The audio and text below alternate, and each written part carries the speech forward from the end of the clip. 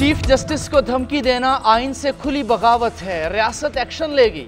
हुकूमत का chief justice को टारगेट करने, सोशल मीडिया पर उकसाने वाली पोस्टों पर सख्त एक्शन लेने का ऐलान। वजीर दिफा ख्वाजा एहसन इकबाल की ख्वाजा आसिफ के हमरा न्यूज़ कॉन्फ्रेंस। कहा, मजहब के नाम पर खून खराबे की कोशिश की जा रही है। कुछ लोगों के सियासी मफादात इस मसले से वाबस्ता हैं। रियासत किसी गिरोह की डिक्टेशन कबूल नहीं करेगी। अदलिया में हक और सच की रिवायत काम करने वाली आवाज़ को निशाना बनाया जा रहा है। ऐसी बातों की इजाज़त दी गई तो रियासत का शिराजा बिखर जाएगा। ऐसे फतवों का जवाब पूरी ताकत से देंगे। एहसन इकबाल ने कहा, रियासत में सज़ा और जज़ा का इख्तियार सिर्फ अदालत के पास होता है। दहशतगर्दी, खुदकुश हमले और फतवेबाजी का इस्लाम से ताल्लुक़ नहीं। वज़ीर इत्तलात अता तारड़ कहते हैं कि जो इस किस्म के फतवे जारी करते हैं हम उनको रोकेंगे। कोई कानून हाथ में नहीं ले सकता, किसी गलती में ना रहें। रियासत कानून की अमलदारी करेगी।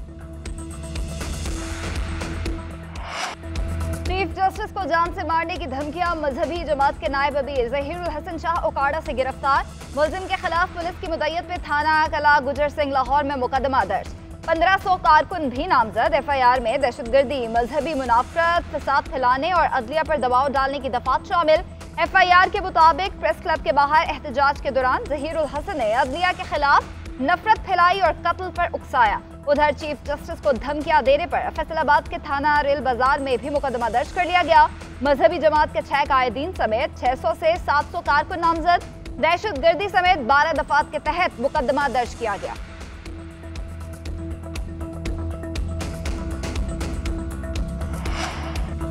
चीफ जस्टिस के खिलाफ फतवा एक जुर्म है। चीफ जस्टिस के खिलाफ बयान पर रियासत की जीरो टॉलरेंस पॉलिसी होगी। हर चीज की कोई हद होती है। इंसानी हुकूक या आजादी राय की आड़ में हद से तजावुज करने की इजाजत नहीं देंगे। वजीर कानून आजम नज़ीर तारड़ कहते हैं, जहां कानून की हद उबूर होगी रियासत अपनी पूरी ताकत के साथ रद्द अमल देगी।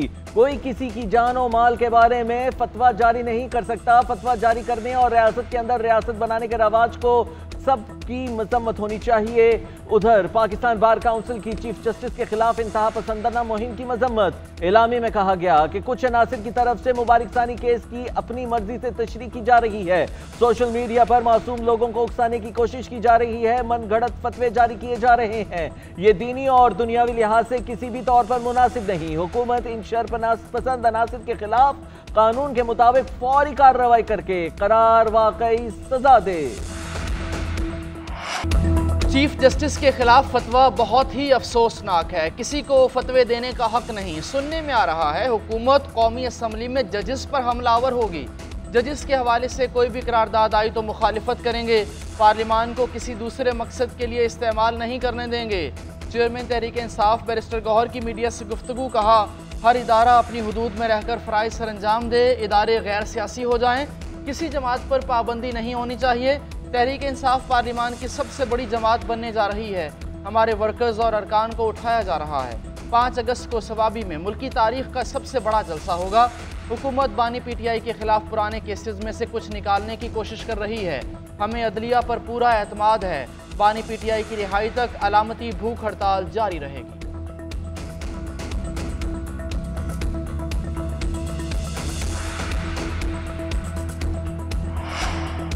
पाकिस्तान की गैर मुल्की करेंसी डिफॉल्ट रेटिंग में बेहतरी। आलमी एजेंसी फिच ने 7 महीने बाद क्रेडिट रेटिंग बढ़ाकर CCC कर दी।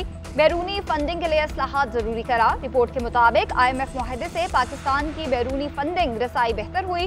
पाकिस्तान की मुआशी सूरत हाल में बेहतरी के बायस रेटिंग अपग्रेड की गई। स्टैंड बाय अरेंजमेंट मुआहदे में रहते हुए पाकिस्तान ने बेहतर कारकर्दगी दिखाई।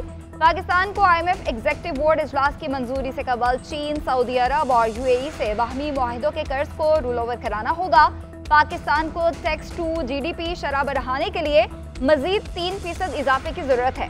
तज्जियाकारों का कहना है कि पाकिस्तान का आलमी मार्केट में एतमाद बहाल होगा। आलमी मालियाती इदारे कर्ज देने में पाकिस्तान पर एतमाद करेंगे। क्रेडिट रेटिंग बेहतर होने से आलमी मार्केट बॉन्ड्स का इजरा भी बेहतर हो सकेगा।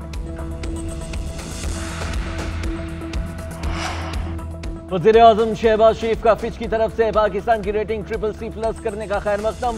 वज़ीर ख़जाना मोहम्मद औरंगज़ेब और मालियाती टीम की मेहनत और काविशों को सराहा। कहा, पाकिस्तान की आलमी रेटिंग CCC+ होना दुरुस्त मौशी पॉलिसी का आलमी एतराफ़ है। रियासत की खातिर सियासत की कुर्बानी का समर आज मौशी बेहतरी की सूरत में मुल्क और कौम को मिल रहा है।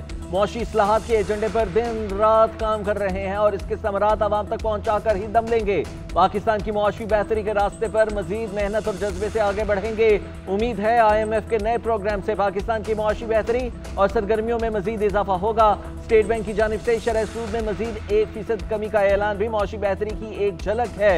शरह सूद में कमी से अफराते ज़र में मजीद कमी होगी, कारोबारी सरगर्मियों में मजीद इजाफा होगा।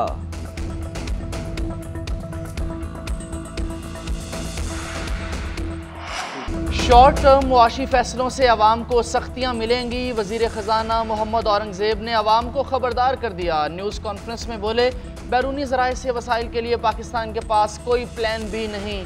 मुल्क में बैरूनी और लोकल इन्वेस्टमेंट लानी है। IPPs माहिदों को मुकम्मल नज़रअंदाज नहीं कर सकते। IPPs का स्ट्रक्चरल और तवानाई बहरान पर काबू पाने के लिए मुस्तकिल हल निकालना पड़ेगा। फिच ने पाकिस्तान की रेटिंग बेहतर कर दी है। IMF मुआहिदे के तहत मैक्रो इकनॉमिक इस्तेहकाम नहीं लाते तो मुश्किलात बढ़ेंगी। मुआशी चुंगल से निकलने के लिए इस्लाहात का अमल पूरा करना होगा। मुसलसल शॉर्ट टर्म फैसले करके मईशत मुस्तहकम नहीं हो सकती। IMF के साथ स्टाफ लेवल मुआहिदा हो गया। ये IMF का आखिरी प्रोग्राम होगा। हमें तमाम सरमायाकारी बरामदी सनतों में करना होगी। हमें आगे बढ़ना है तो स्टेटस को ख़त्म करना पड़ेगा।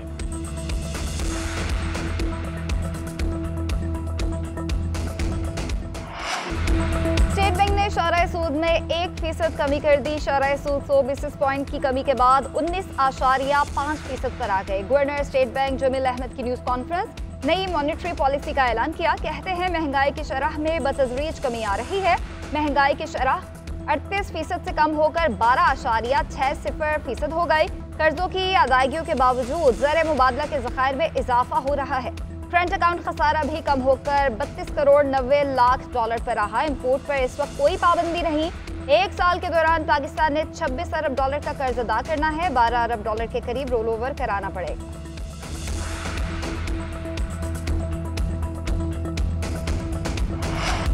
पाकिस्तान को तोड़ने की आलमी साजिश हो रही है। कुछ लोगों को सूबे में तरक्की हजम नहीं हो रही। जलसे के नाम पर गवादर में फोर्सेस के अहलकारों पर हमले किए गए। जत्थों को ये इजाज़त नहीं दी जा सकती कि वो आकर असम्बली चलाएं। वज़ीर आला बलोचिस्तान सरफराज भुट्टी का सूबाई असम्बली में इज़हार ख्याल, कहा चंद अनासिर अवाम और रियासत में फासले बढ़ाना चाहते हैं। ये पुरअमन लोग हैं तो FC पर फायरिंग कैसे करते हैं? जब पंजाबी भाई कत्ल होते हैं तब भारतीय मीडिया क्यों जिक्र नहीं करता? पंजाबी भाइयों के कत्ल पर लोग जज्बाती क्यों नहीं होते? वज़ीर आला की बलोच यकजहती काउंसिल को मुज़ाकरात की दावत, कहा बलोचिस्तान मज़ीद तशद्दुद का मुतहम्मिल नहीं हो सकता। अपोजिशन वाले मुज़ाकरात करना चाहते हैं तो हमारे दरवाजे खुले हैं। हुकूमत और रियासत की रिट सबसे अहम है। किसी पुरअमन रहनुमा के खिलाफ कोई कार्रवाई नहीं होगी।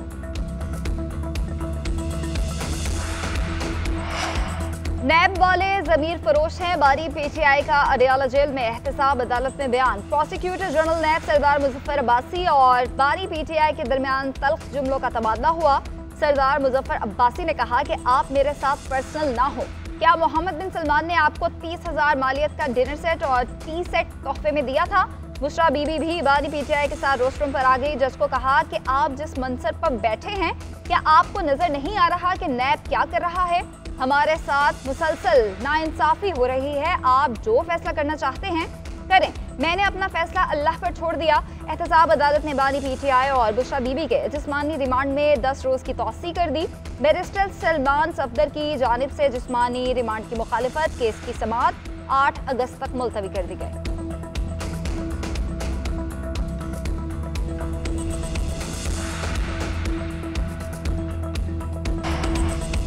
PTI को मुज़ाकरात की पेशकशों और नाज नखरे उठाने का जमाना गुजर गया। अब उसकी अर्जियों का जमाना शुरू हो चुका है। मुस्लिम लीग नून के सेनेटर इरफान सदीकी कहते हैं, हमारे दरवाजे पहले भी खुले थे, अब भी खुले हैं, लेकिन अब हमारी तरफ से कोई पेशकश नहीं होगी। जब कभी PTI मुज़ाकरात जरूरी समझे तो चोरों और डाकुओं के नाम भी अर्जी डाल दे, जिस तरह वो आर्मी चीफ के नाम डाल रही है।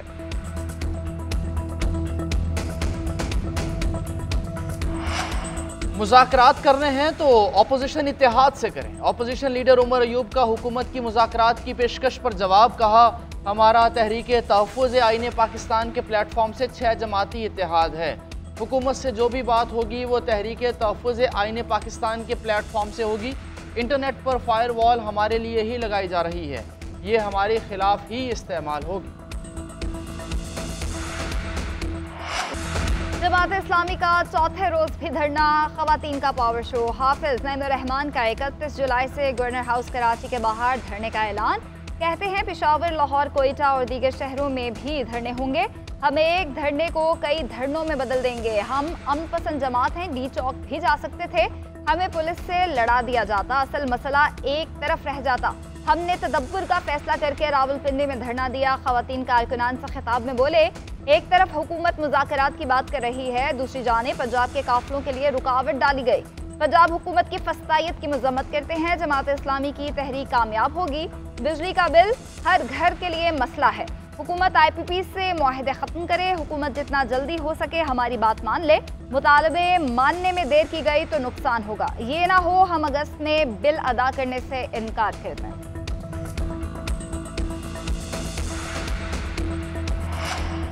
वज़ीर आला पंजाब मरीम नवाज की ज़ेर सदारत निर्ख और सप्लाई चेन से मुताल्लिक़ इजलास। सूबे भर में सप्लाई चेन मैकेनिज्म को मज़ीद मुअस्सर बनाने के लिए इक़दाम की हिदायत। मरीम नवाज ने कहा कि आवाम पर महंगाई का बेजा बोझ डालने की इजाज़त नहीं देंगे। बुनियादी अशियाए ज़रूरिया के निर्ख आवाम की पहुँच में होने चाहिए। डिमांड एंड सप्लाई का मैकेनिज्म दुरुस्त करने से मसनूई महंगाई पर कंट्रोल मुमकिन होगा। उधर वज़ीर आला पंजाब मरीम नवाज का पंजाब स्पेशल ब्रांच हेडक्वार्टर्स का दौरा, e learning centre, day care centre समेत 4 प्रोजेक्ट्स का इफ्तिताह। वज़ीर आला ने डे केयर में बच्चों के साथ तस्वीर भी बनवाई और उन्हें प्यार भी किया।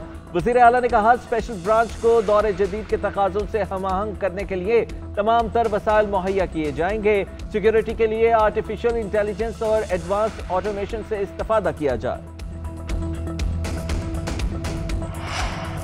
सुप्रीम कोर्ट के हुक्म पर अमल दरामद का दूसरा मरहला। इलेक्शन कमीशन ने 93 MPs को तहरीक इंसाफ का कारकुन तस्लीम कर लिया। पंजाब असम्बली के 29 MPs, KP के 58 और सिंध असम्बली के 6 अरकान को भी PTI का MPA तस्लीम किया गया। इलेक्शन कमीशन ने नोटिफिकेशन जारी कर दिया। उधर तहरीक इंसाफ ने मखसूस नशिस्तों के लिए 126 नामों की फहरिस्त जमा करा दी है। कौमी असम्बली के लिए आलिया हमजा, कमल शोजिब, सनम जावेद, रेहाना डार, सिमाबिया ताहिर, मोमिना बासित, नाइला मरवत, मलिहा अली और दीगर के नाम शामिल।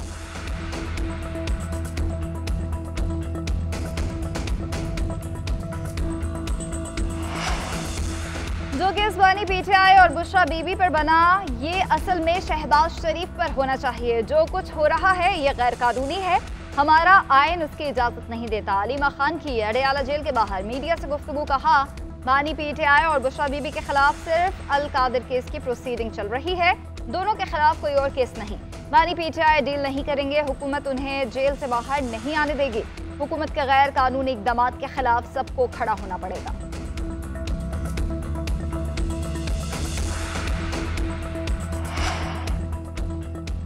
बानी PTI के साथ था और साथ रहूंगा, तहरीक इंसाफ का हिस्सा हमेशा रहूंगा।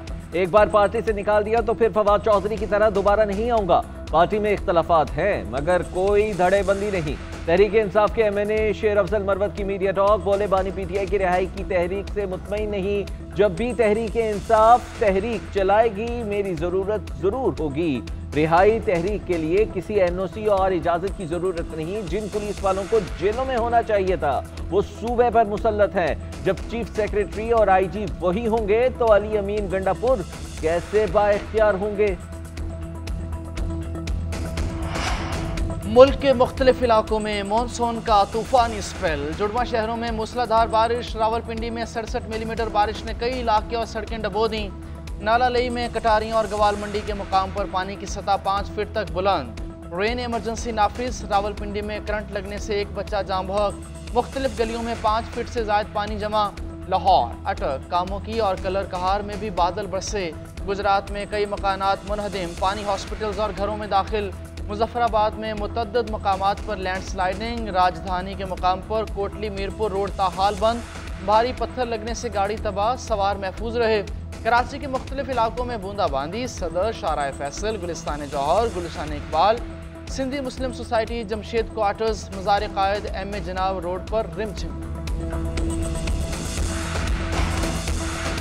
मुल्क भर में महंगी बिजली बनाई जा रही है। जहां भी जाता हूं लोग महंगी बिजली की बात करते हैं। तवानाई आवाम की पहुंच से दूर होती जा रही है। वजीर आला सिंध मुराद अली शाह का कहना है कोशिश है 100 यूनिट वाले सारिफिन को रिलीफ दें। वजीर तवानाई सिंध नासिर शाह ने वजीर आला को ब्रीफिंग दी कि सिंध में ऐसे 26 लाख घर हैं जो ग्रिड स्टेशन से दूर हैं। पहले मरहले में 5 लाख घरों को सोलर फराहम करेंगे। वजीर आला सिंध की वर्ल्ड बैंक से बात करके मदद लेने की हिदायत। हरकोल पर सस्ती बिजली की पैदावार से मुतालिक रिपोर्ट भी तलब। काबीना इजलास में दोनों तजावीज़ पेश की जाएंगी।